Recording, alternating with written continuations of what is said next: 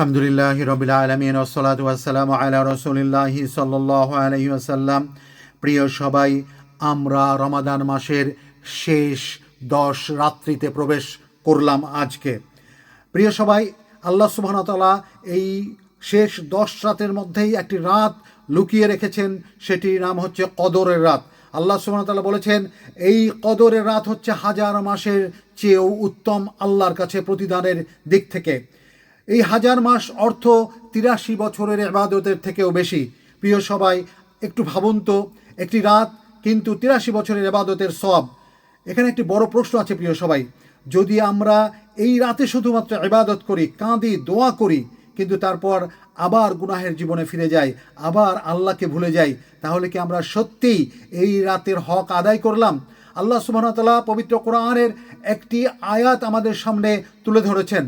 আল্লাহ সুবহানাহু ওয়া তাআলা পবিত্র কোরআনের সূরা আলে ইমরানের 102 নম্বর আয়াতে বলেছেন, হে মুমিনগণ, তোমরা আল্লাহকে ভয় করো যথাযথভাবে এবং অবশ্যই মুসলিম অবস্থায় মৃত্যুবরণ করো, মুসলিম না হয়ে মৃত্যুবরণ করো না। প্রিয় সবাই, আজ আমরা সুস্থ আছি, আজ আমরা কথা বলছি, আজ আমরা দুনিয়ার কাজে ব্যস্ত আছি, কিন্তু আমরা কেউ জানি না আমাদের মৃত্যু কখন আসবে। প্রিয় সবাই, কে জানে, হয়তো আগামীকালে আমাদের কবরের ভিতরে থাকতে হবে। তাই এই কথাটি বারবার করে আমাদের মনে রাখতে হবে, মুসলিম না হয়ে মৃত্যুবরণ করো না, আল্লাহর কথা। আল্লাহ আমাদেরকে এটি ভাবতে বাধ্য করেছেন, বলেছেন ভাবতে। প্রিয় সবাই, আমরা যদি মুসলিম না হয়ে মৃত্যুবরণ করি তাহলে তো আমরা জাহান্নামী। কিন্তু কেমন করে মুসলিম হয়ে মৃত্যুবরণ করব? অর্থাৎ প্রতিটা মুহূর্তে ইসলামের উপরে থাকতে হবে। প্রিয় সবাই, আমরা যদি শুধুমাত্র এই কদরের রাত খোঁজার জন্যে এই 10 রাত্রিতে ইবাদত করি, কিন্তু এরপরে সব কিছু ভুলে যাই, তাহলে কি আমরা ইসলামের উপরে আমাদের পুরো জীবনটা রাখতে পারলাম? ইসলাম অনুযায়ী কি আমরা পুরো জীবনটা চলতে পারলাম? রাসূলুল্লাহ সাল্লাল্লাহু আলাইহি সাল্লাম বলেছেন, যে ব্যক্তি ঈমান ও সওয়াবের আশায় লাইলাতুল কদরে ইবাদত করবে, তার পূর্বের সমস্ত গুনাহ ক্ষমা করে দেওয়া হবে। সুতরাং লাইলাতুল কদর শুধু একটি রাতের ইবাদতের নাম নয় প্রিয় সবাই, এটি এমন এক রাত যে রাতে একজন মানুষের পুরো জীবন বদলে যেতে পারে।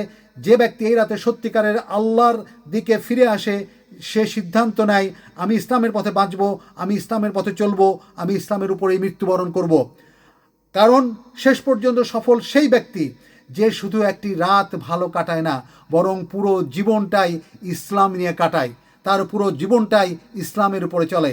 তাই চলুন আমরা আল্লাহর কাছে দোয়া করি, ও আল্লাহ আমাদেরকে সেই তৌফিক দান করো, আমরা যেন ইসলামের উপরে বাঁচি, আমরা যেন ইসলামের উপরেই মরি। তুমি যেমন করে বলেছ, মুসলিম না হয়ে মৃত্যুবরণ করো না। আমরা মুসলিম হিসেবে বাঁচতে পারি এবং মুসলিম হিসেবে এই পৃথিবী ছেড়ে যেতে পারি, সেই দোয়া করি আল্লাহর কাছে।